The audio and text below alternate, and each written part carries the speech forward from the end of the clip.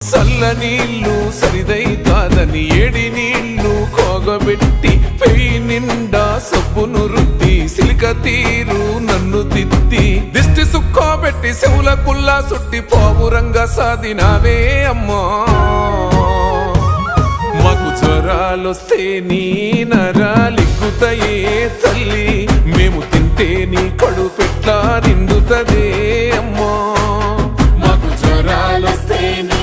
నరాలిక్కుతాయే తల్లి మేము తింటే నీ కడుపు